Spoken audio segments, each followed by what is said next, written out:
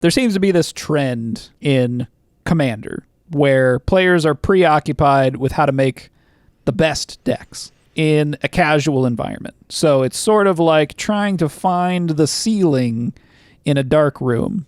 That's an interesting way of putting it. It's CEDH just turns the lights on.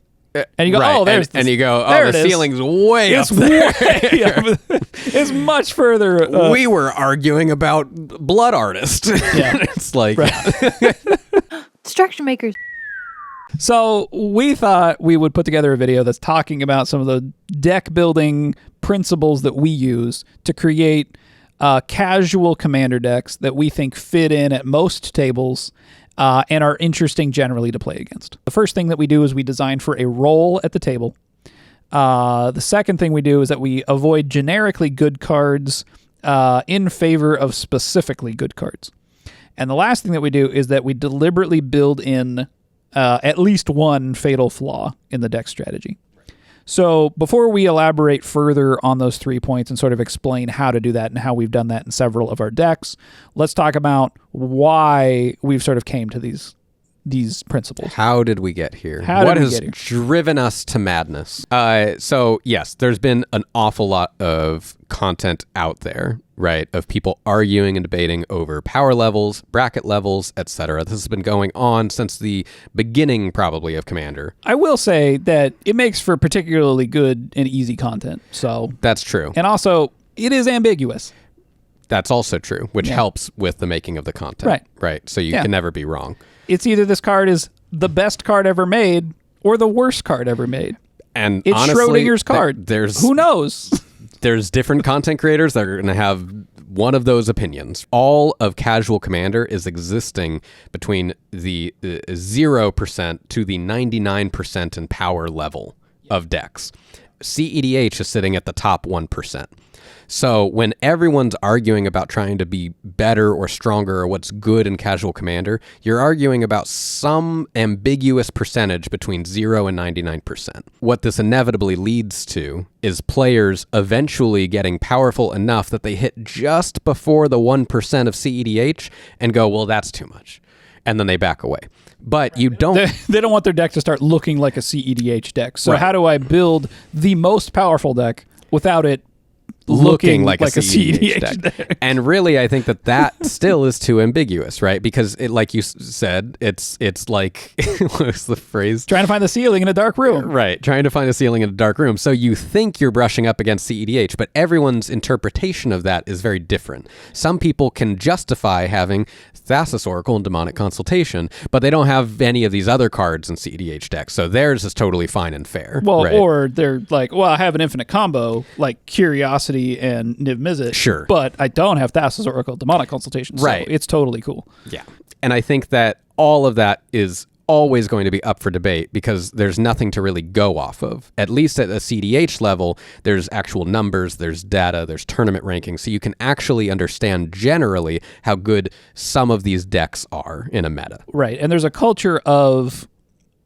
bringing what you are perceiving as most optimal and testing it, right? A CEDH game is a hypothesis in what is the best thing to be doing, right?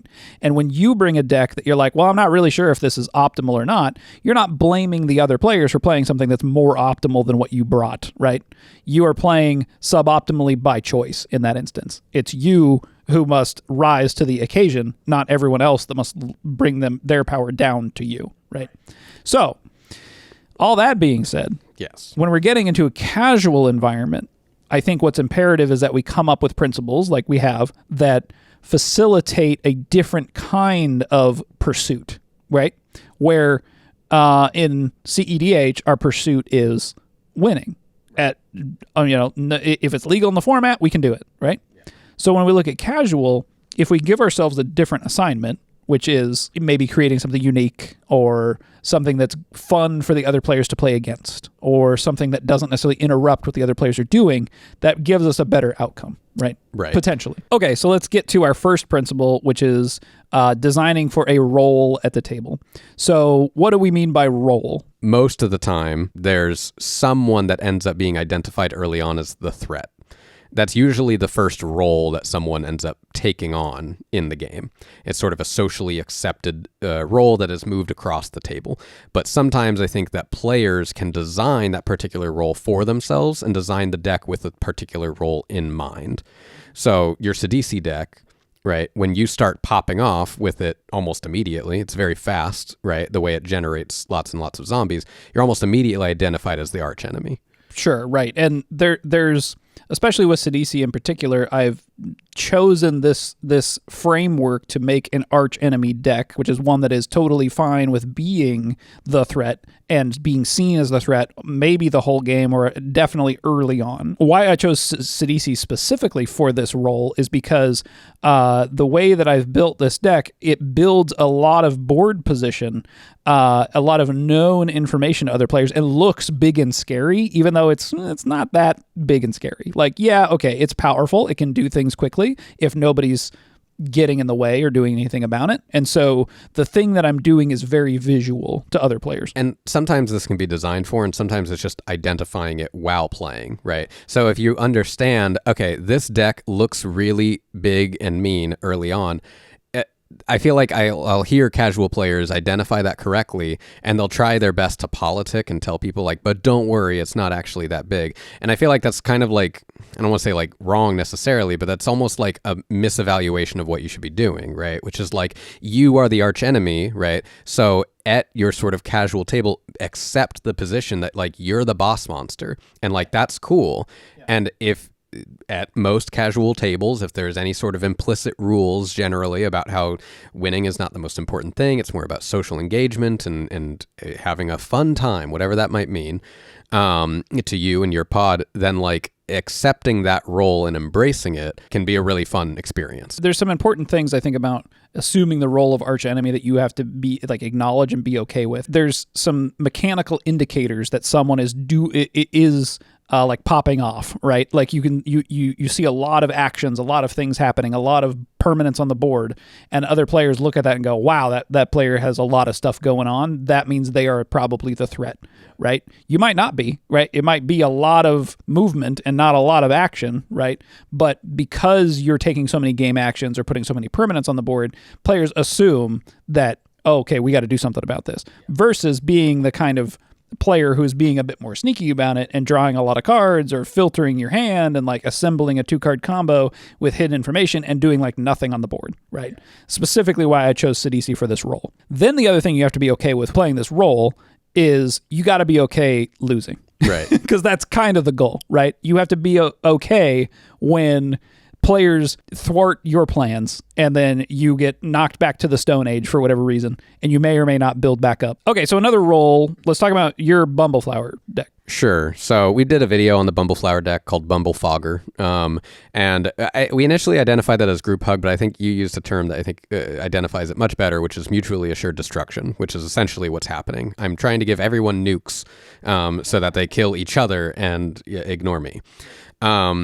And that role very specifically early on is not meant to be threatening. And oftentimes I usually try to engage with politicking by offering someone to draw a card with Bumbleflower's ability if they do something else to a different player. But usually all of my win condition is I have everyone mill out their deck by drawing cards. So they deck themselves out, but by drawing tons and tons and tons of cards. So I feel like usually in the first handful of turns, players don't understand what my deck is doing because they're not used to being decked out by drawing. But when they figure it out, then they start to see my board and recognize that like, oh, this is like becoming a problem. Then when they start swinging at me, I start casting fogs. So it's almost like a monkey's paw or like a be careful what you wish for kind of situation, I guess, right? Where it's like, man, I get to draw like all the cards in my deck. That's incredible. And then you're like, oh, wait, I have to like win this game before I'm out of cards in my deck. Otherwise, it's over. And it doesn't seem like it'd be that difficult to stop me because all I'm having you is draw cards. And normally that's part of the game plan. But yeah, you don't consider that like if drawing cards is my game plan, I'm just hoping to also draw into either card draw or fogs. That's the two things I care about. And then you're just making sure that the other players are drawing more cards than you. And yes. They'll lose first. So I chose draw instead of mill because I wanted players to actually be able to play their cards out. And in in particular at a casual table, sometimes like not everyone has that same sort of like power level. And so boosting everybody up simultaneously. What's funny is that in games usually that I play this deck, people are popping off and doing tons of stuff. And they're like, this is insane. Like, I've never had so much card draw. I've never had so much mana or the ability to cast these spells or whatever. And it feels great. And then I've played games immediately afterwards without that sort of deck archetype. And it's like, it like flatlines. It feels like just a normal game again. And it's really weird and jarring. Okay, so let's move on to the next principle, which is to avoid generically good cards in favor of cards that are specifically good in the deck we're building. It helps that we now have a list of generically good cards. Yeah, there you go. So for the most part, these decks, I think these decks just across the board avoid game changers. I don't put game changers in any of my decks anymore. I think currently the list for Bumbleflower still has Seedborn Muse, but it does not play Seedborn Muse in it. So. Right. Okay. So why would you say that? Okay, you're right. Fine. Okay, so Sidisi in this instance, this deck does not play Soul Ring. This deck does not play Arcane Signet. This deck does not actually play any of the talismans. The reasons why are because this deck is so focused on creatures because of the way that the interactions work in the deck, where if I have Snarling Gorehound and Sidisi in play, I can sort of get this non-deterministic combo going that just produces an immense amount of zombies while filling up my graveyard. And it's designed to try to keep that interaction going as many times as possible. So it builds up an insane amount of board presence, but it does so in a way that's like doing a lot of game actions, which, look, if there's one flaw of this deck, it's that doing these game actions is a little bit annoying and sometimes takes up too much time. But, but that's part of the archenemy, right? That's part of... You're going to make us hate you from how long your turns that literally is part of the point. I'm not playing any sort of generically good removal or counter spells. It's like it is all in service of the theme of the deck, which is to, like I said, to sort of keep this non-deterministic combo going for as many cards as possible. And, again, a lot of this has to do with the next point, which we're not going to get to just yet, but it's, the fatal flaw, right? That I'm limiting my options purposefully, right, to create challenges both for myself and other players. A good example of like how I avoided generically good cards. I guess it's maybe specifically good. It's really tough. I didn't put Constant Miss in there. So initially, the whole concept of the deck was a fog-themed deck. Constant Miss was definitely one in the list initially, because when I saw that card, I was like, oh, this is really good. But the thing that Constant Miss does is that it has buyback. So I can spend a little bit, actually, I think I sacrifice a land or something. Sacrifice a land, and then it bounces back to my hand. And the problem with that is that everyone then knows that I have a fog. So it essentially removes anyone's actual decision-making to come and attack me, because everyone knows that unless they can do something about this card in my hand, or they attack me enough to where I sacrifice all my lands or something, I will always be able to fog on my turn. Same thing with Spore Frog. Spore Frog was also one that I did not put in the deck, because once you have something on the field that has a fog ability, everyone then will know, unless we can do something about that, there is no point in attacking me until that thing goes away. And so leaving that sort of uncertainty for players to always be deciding on whether I have enough fogs or don't have enough fogs and trying to get through that invisible wall, that's actually what keeps it significantly more exciting for other people. Okay, so let's talk about fatal flaws. This is maybe the most secret sauce of the principles, right? Because it's something that I feel like people don't try to design for. Right. People, I think, it seems that most Commander players are trying to build a deck that is as resilient as possible and can do their thing and win the game and all that stuff. And I think we see this a lot with like early design, like deck templates that people are given, where it's like, yeah, you want to have this much removal and you want to have this many board wipes and ramp. You need something for everything. And like, that's not really, I think, how we design things. Well, and especially with, Sidisi fulfilling this sort of arch enemy role, right? I am much more interested in presenting problems for other players to solve than stopping other players from solving those problems, right? I want to seem big and scary. I want to show them a lot of creatures on board that if they don't do something about soon are going to overwhelm the table, and then give them the opportunity to do that. If I'm then playing counter spells and things on top of that are sort of these ways I can stop them from stopping me, then I'm not giving the opportunity to do that, and the game theoretically is just kind of over at that point. We haven't played it out yet. The other major fatal flaw for Sidisi is graveyard hate, and most people don't build this. They don't build this kind of interaction into their decks, right? You'll get like a Bajuka Bog or something, right? You get things that are like intermittent graveyard hate, which Sidisi is pretty good at recovering from. It's a good speed bump, but it doesn't like knock me out of the game completely. Most people aren't main decking a freaking Rest in Peace in their deck, right? If that's the case, look, you got me. Okay, good game. It's fine, right? But the intermittent graveyard hate is nice to sort of slow me down. The other part of being archenemy is that it inherently in itself is a fatal flaw, right? I am doing something big and bombastic and I look scary, but I've built in ways that I don't just win the game instantly, making sure that my opponents have opportunities to interact with me before the game is over. That's part of accepting that role, right? A way I phrased it earlier is like your greatest strength is your greatest weakness, right? So like your greatest strength essentially being that you're big and scary and you can build stuff really fast also means that everyone's going to come after you. This is a glass cannon. Yes. I build up. This is even the reason why I use creatures and I don't do anything to give them haste or whatever, right? I build them up on my turn. I pass the turn. It's going to come all the way back around to me. Players get at least that amount of time before I even start attacking with my accumulated board position. So for Bumbleflower, I sort of end up becoming an archenemy at a certain point. So there's a tipping point where players start to realize that actually they have a lot of these cards, but their decks are getting very low. I have a walking archive and it's got 9 counters on it. So they're now drawing 9 cards every turn. They're going, oh, this is like a real timer now. And when that happens, then players start kind of discussing, okay, how are they going to kill me? And at that point, that's usually when I really start having to sling my fogs out, basically. But that in itself is my fatal flaw, right? Is like I only have so many of these fogs and the majority of them are combat damage.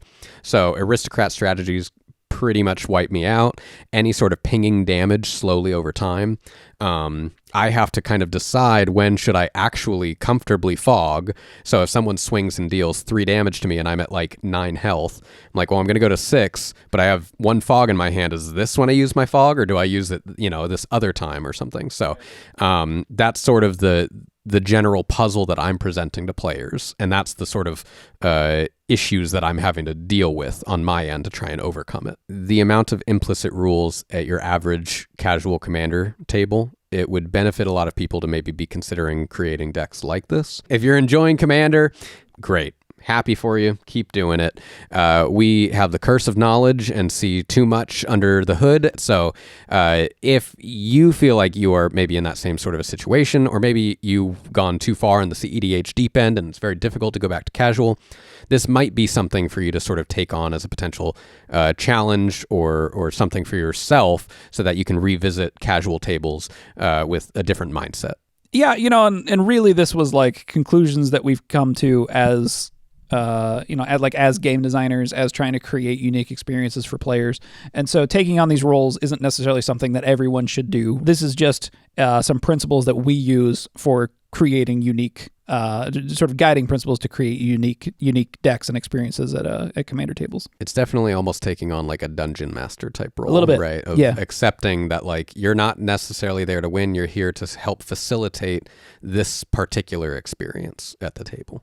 If you enjoyed listening to us talk about how we design casual decks, please feel free to give us a little like and a subscribe, maybe a comment down below. If you want to continue the conversation, you can join our Discord. The link is in the description. Thanks for watching. We will see you next time.